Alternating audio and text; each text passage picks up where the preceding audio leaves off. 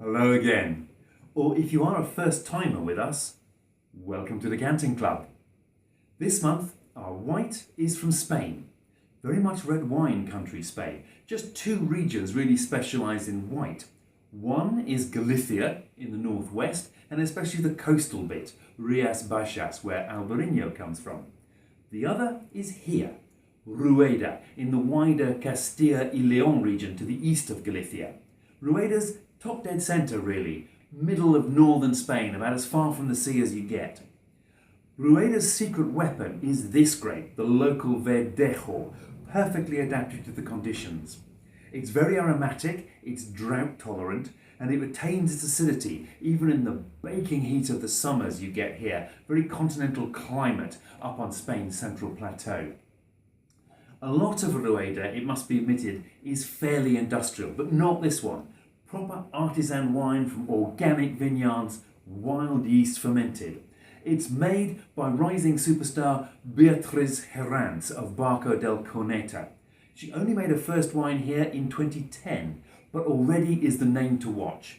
This is her entry-level wine called Cucu Cantaba la Rana, taken from the title of a famous children's nursery rhyme. It translates as Cuckoo sang the frog. Okay, frogs don't go cuckoo, but this is a children's song. It's much more important for it to have an insanely catchy rhyme scheme than for it to make sense. By golly, it is catchy. I've got a link to it up on the website, so take a listen. But beware, you may be singing it for weeks. So vocally, this frog is a little confused, but it's got the colour right. Just look at this lovely greeny gold.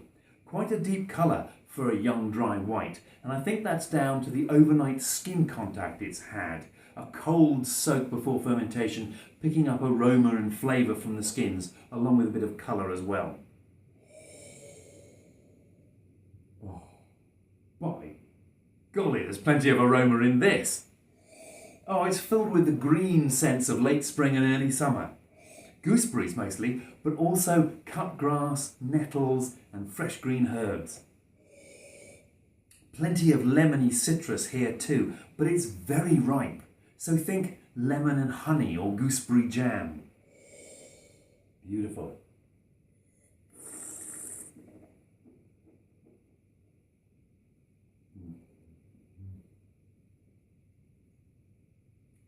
The sweetness on the nose means that the way the palate is fully dry comes as rather a surprise, as does the very refreshing acidity that you can feel in the corners of your mouth. But then the wine just expands, filling the mouth with concentrated citrus peel flavours, orange and grapefruit and lemon. There's some riper apricot going on here too, adding some depth to all that citrus peel. This is full-bodied stuff. It's a really big wine.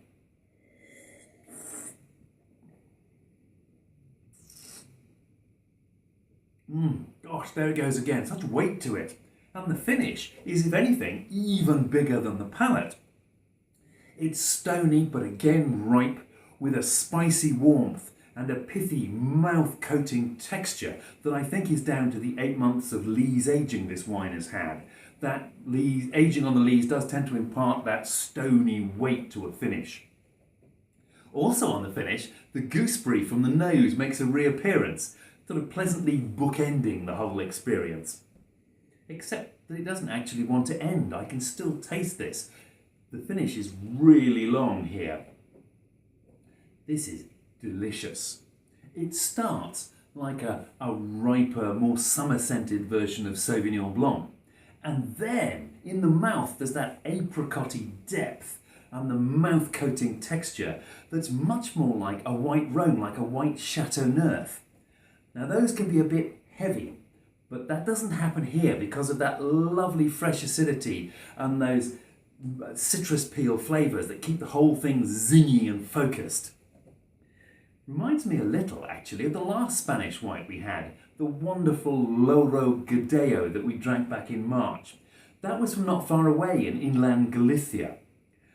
It's recently been shown that Gadeo and Verdejo are closely related. They're siblings, in fact, which might account for it. Admittedly, the Loro was more expensive and probably more complex than this, but this is more immediately appealing. It smells of sunshine and summer, and it's got "Drink Me Now" written all over it.